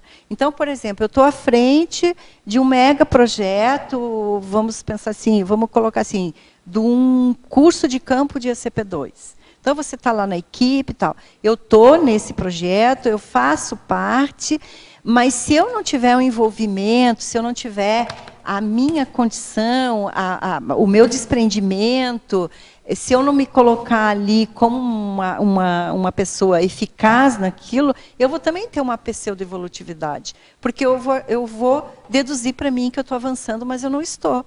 Porque eu não tenho ações. Né? E a questão aí de fazer essa associação também com o auto-refém é a questão mesmo de você... você constrói, você fica refém de você mesmo, você não fica nem refém das outras pessoas, você não fica nem refém dos seus companheiros de assediadores, seus amigos de assediadores, você é refém de você mesmo. Então, existe sim uma correlação, eu vejo bastante significativa, entre dentro dessa pseudo-evolutividade e você se tornar refém de você mesmo, em função de que você não avança, você não se coloca em situações de risco. Essa é a correlação. Agora, professora Marlene, na Principiologia, na página 41, última linha, você poderia ampliar o princípio da ponderação extremada nas atitudes? Então, nós falamos essa relação aí do princípio da ponderação extremada, né, nas nossas atitudes. Então, é aquela coisa, você pondera, assim, mas você chega ao extremo das ponderações. Você pondera tanto, você pega uma folha de papel e você coloca ali quais seriam os benefícios e quais seriam, vamos supor assim, o que poderia ter de contrário ao que você teria que fazer.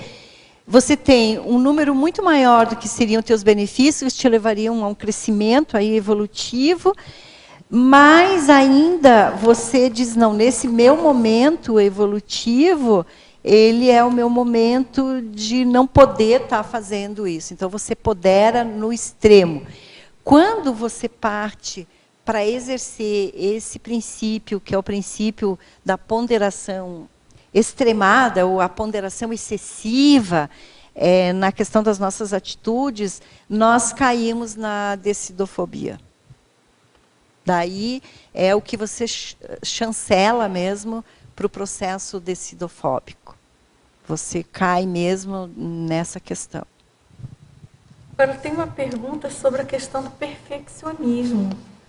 Tem a ver com isso também, né, em algo sobre certo aspecto. Mas, enfim, ele pergunta como você vê a relação do traço do perfeccionismo com a anorexia decisória.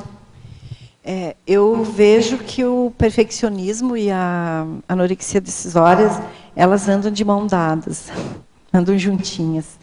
Porque uma pessoa que tem a questão do perfeccionismo, de você ser politicamente correta, de você falar corretamente, de você sentar corretamente. E aí vem essa ponderação extremada, não vem? Daí entra a ponderação extremada e tem a ver com essa questão do perfeccionismo. Porque quando você envolve, você fica tão intrafísica naquela elaboração daquela tarefa, de que se o papel ele tiver com uma pintinha escura ali, ele não é o melhor papel apropriado, ele está com uma pinta, então nós vamos trocar esse papel. Vamos colocar um novo. Por quê? Porque ele é mais bonito. Então, você vê muito a questão da ilusão, que é a ilusão do externo. Você perde toda uma conexão, que é uma conexão extrafísica na atividade que você está fazendo. Porque você quer fazer tudo tão correto que você não estabelece uma conexão extrafísica. Você não consegue ampliar, extrapolar a questão da interassistencialidade. Então, tá, o papel está com a tinta preta, ótimo, mas ele vai comprometer o curso? Ele compromete o curso? Então, você tem que começar a pensar, e você tem que refazer toda a questão que é um processo cognitivo, ele é autocognitivo. Então, por isso que é um processo que ele é um processo de graduação e que você vai, no teu dia a dia, conquistando isso. Agora, isso é muito sério nas nossas atividades, que são atividades em cima, que é do paradigma consciencial. Se você está no teu dia a dia, que são as tuas relações, que são mais intrafísicas, não que você vai ter dois papéis, uma hora você está na conscienciologia, outra hora você está no teu trabalho. Isso é tudo uma interligação. Mas, no meu entendimento, eu poderia ter muito mais avançado na questão parapsíquica se eu tivesse ficado muito mais atenta para essa questão multidimensional, para essa inter-relação, do que com a preocupação de todo o contexto. Da cadeira está bem posicionada, a mesa está posta de uma maneira impecável, que daí você foca. Não que isso não seja assistencial, não é nesse sentido, mas é no sentido de você... exagerar ali na dose daquela atenção. Na dose. Então, você começar, às vezes, deixar a cadeira torta, deixar o papel rasurado, deixar o contexto não tão impecável, deixar faltar alguma coisa, deixar que alguém diga para você assim, Marlene, tu esqueceu disso, que ótimo que eu esqueci, entende? Se não chega lá no final, não esqueceu de nada, entende? Está impecável, não esqueceu de nada, mas como é que foi essa relação multidimensional?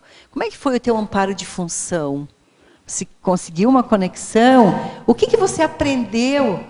Porque às vezes isso fica a consciência fica tão obnubilada nesse contexto que ela perde, né, a conexão do intrafísico com o extrafísico.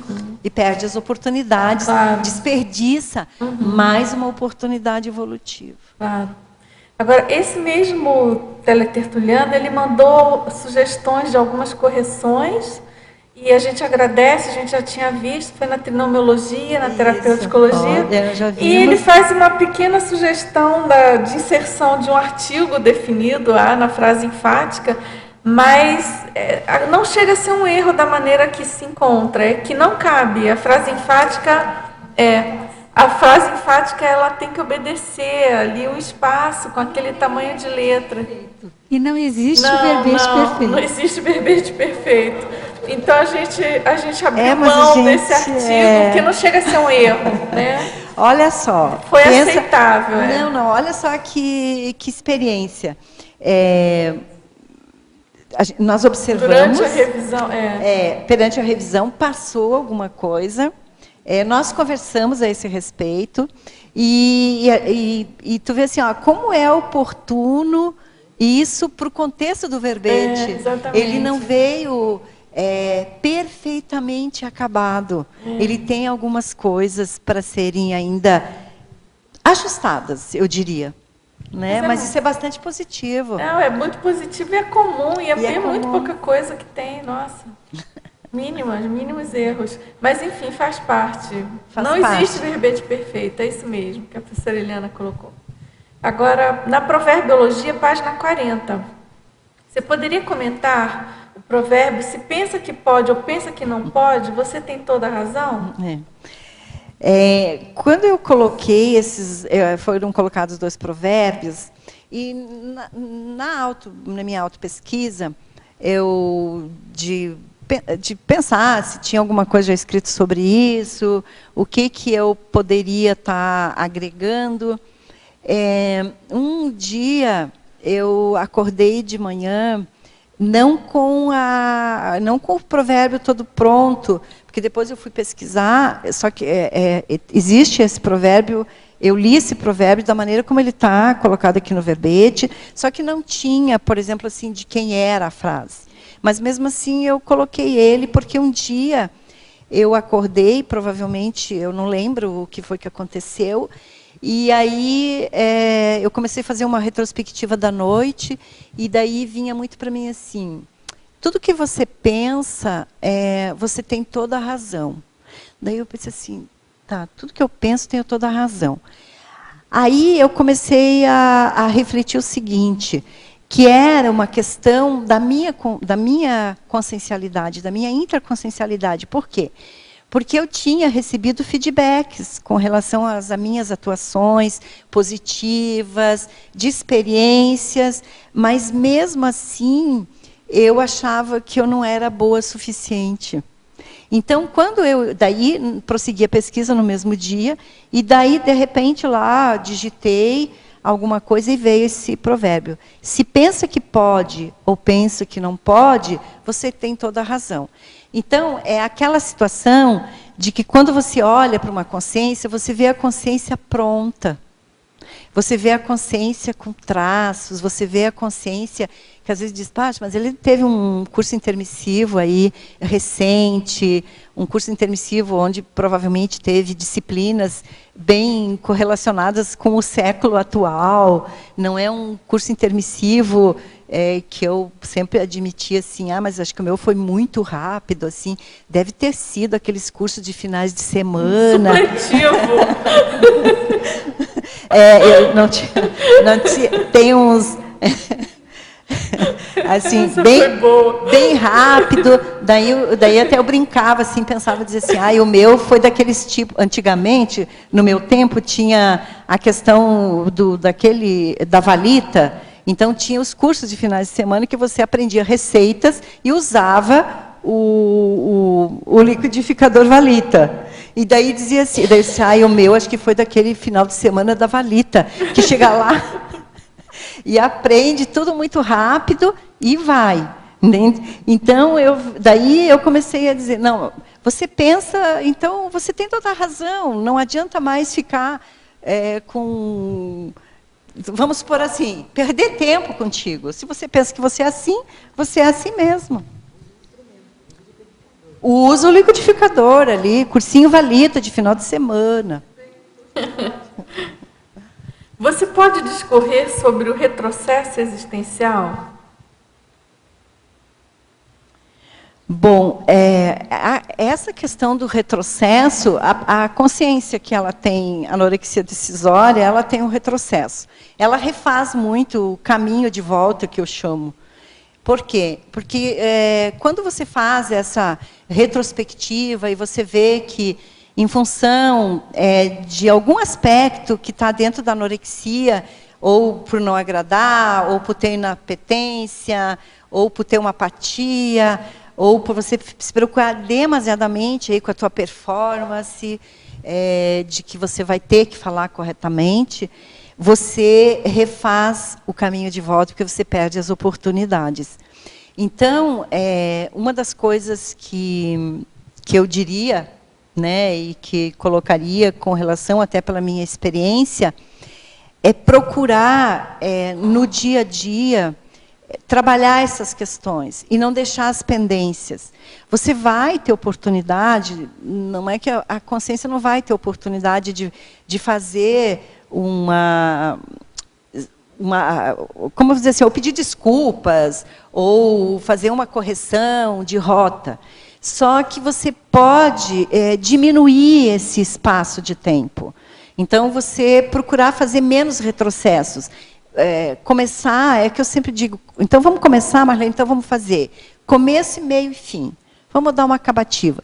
Em qualquer situação, ela pode ser uma situação afetiva que você esteja precisando terminar, mas dê uma acabativa.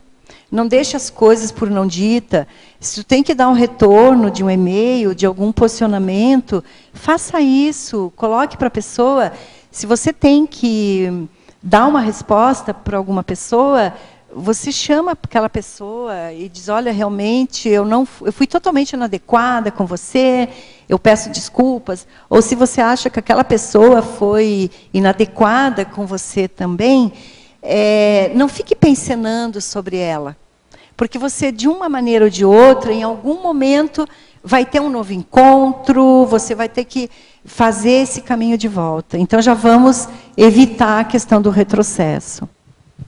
Agora, na parafatologia, na página 41, segunda linha, Você pode esclarecer sobre o autoassédio em detrimento da desassedialidade interconsciencial? O autoassédio em detrimento, né? Isso. Então, olha só, de tudo que nós conversamos, vocês imaginem como que é o pensamento de uma consciência que tem todos esses aspectos, fatores que nós conversamos até agora. Você tem que realmente fazer essa avaliação da questão do teu autoassédio. Por quê?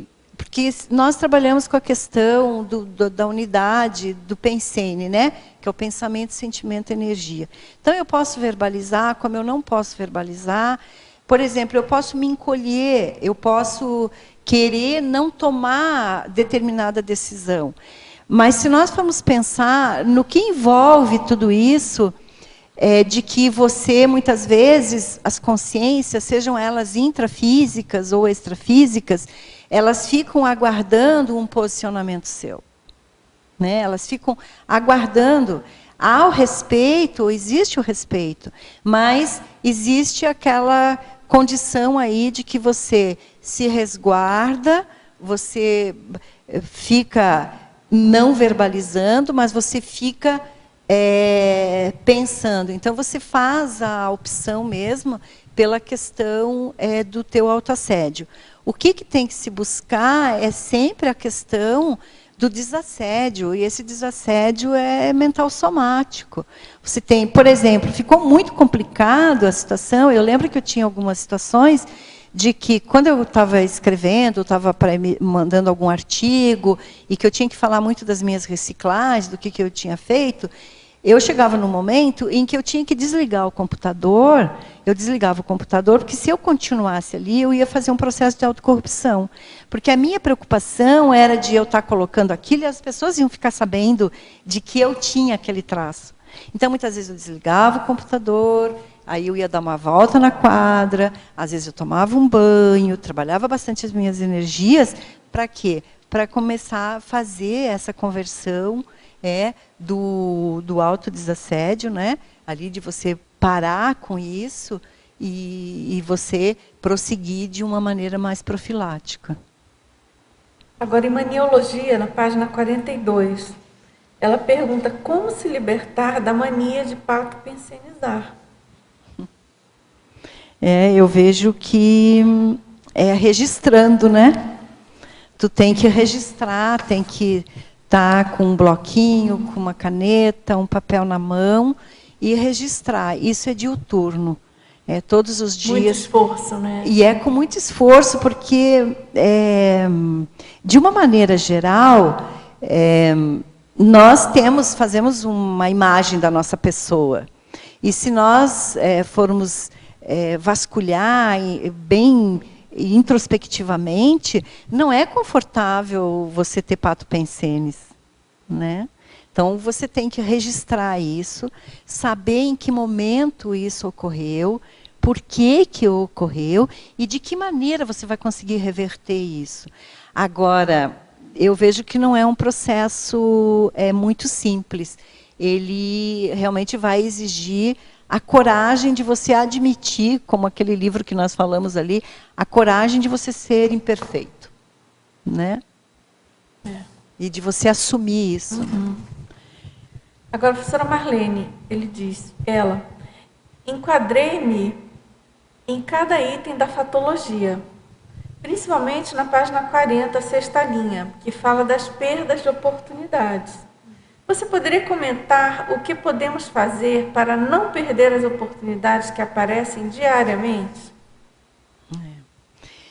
Bem, no nosso cotidiano, pode ser no nosso trabalho, pode ser nas nossas atividades que a gente faz mais corriqueira, no nosso voluntariado, na tua assistência que você faz através da sua TENEPS, no que você escreve no teu dia a dia.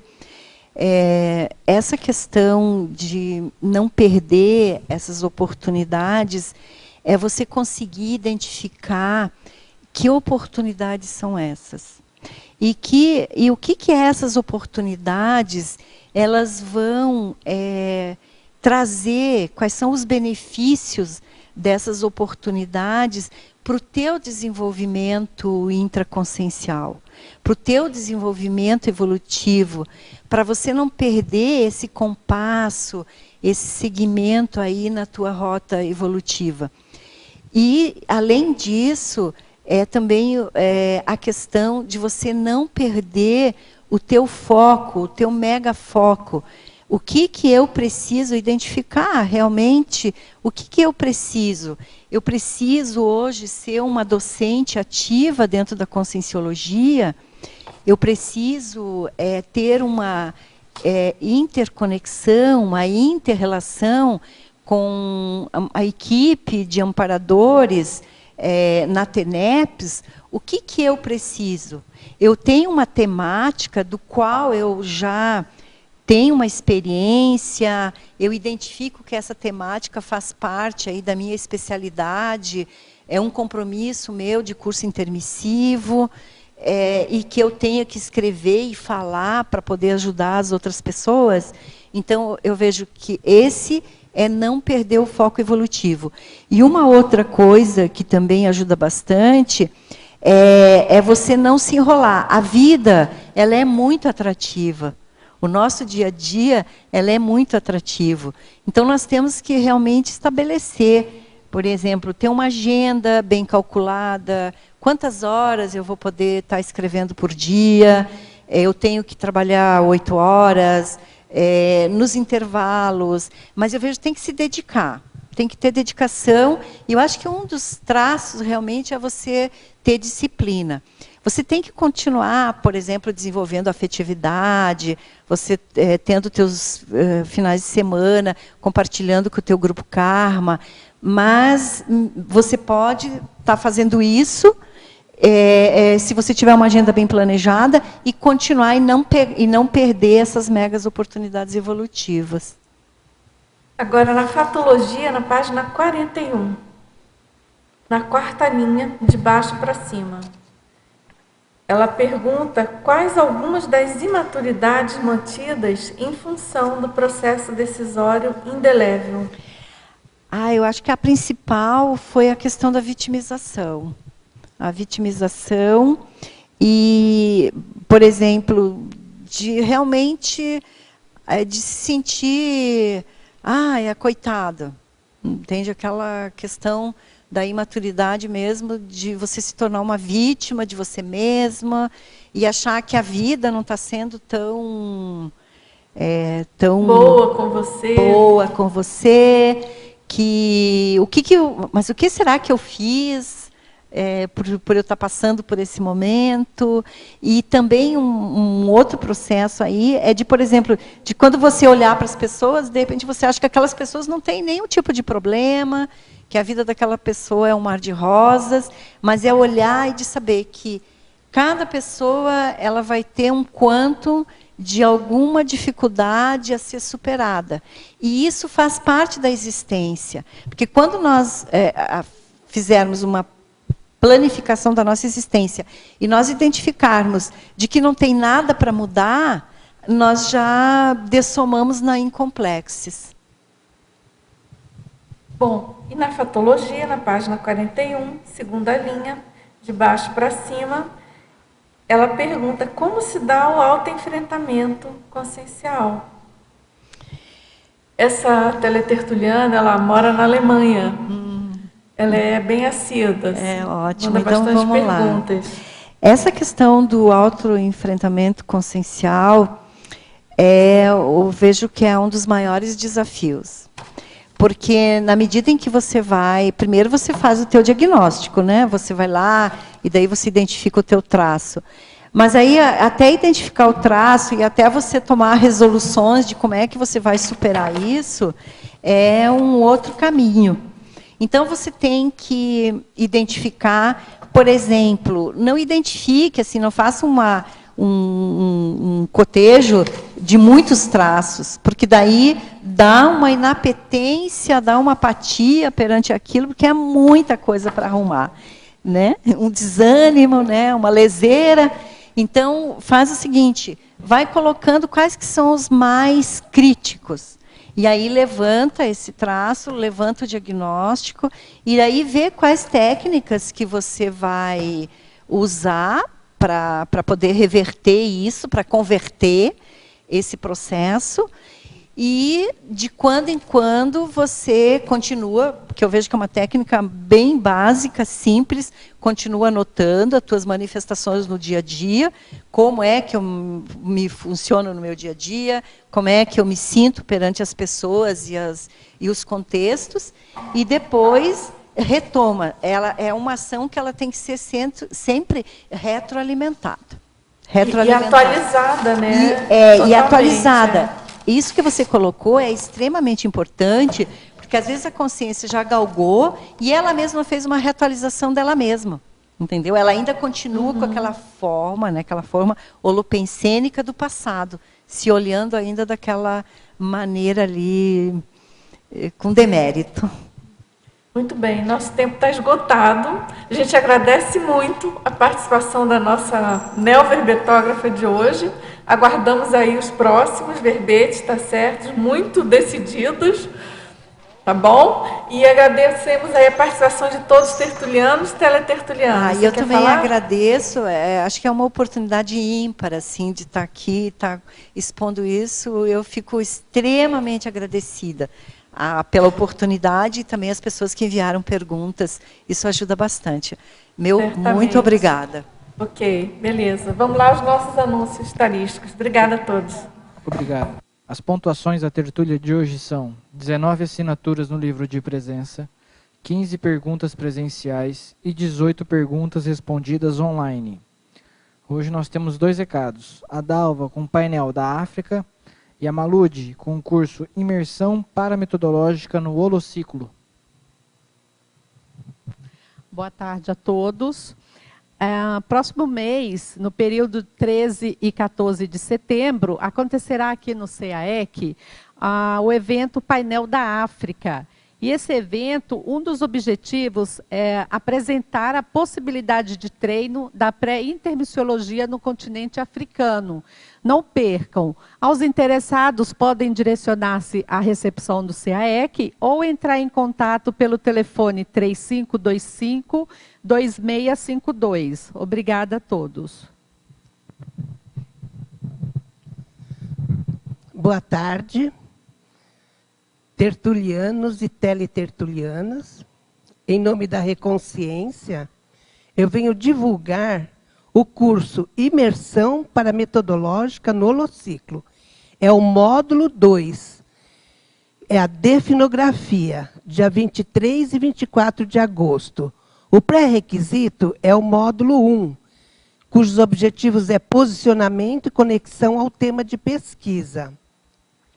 A imersão parametodológica no Holociclo é uma parceria da Reconsciência Holociclo, com o apoio do CAEC e amigos da enciclopédia, cujo objetivo prioritário é promover a cultura da utilização sistemática do holociclo, enquanto laboratório parapsíquico mental-somático, no cotidiano dos pesquisadores da conscienciologia.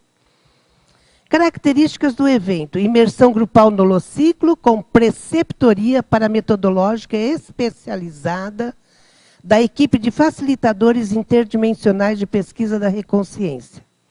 Um dos objetivos é pesquisologia, fomentar a cultura da autocientificidade no dia a dia, cotidianamente, e da interassistencialidade via pesquisa. O módulo 2, definografia, é a exploração dialogada acerca da definografia na pesquisa multidimensional. Maiores informações para quem se interessar em se inscrever no módulo 1 será fone 45 9993 2000, e-mail reconscientia@gmail.com, facebook.com/reconscientia. Obrigada.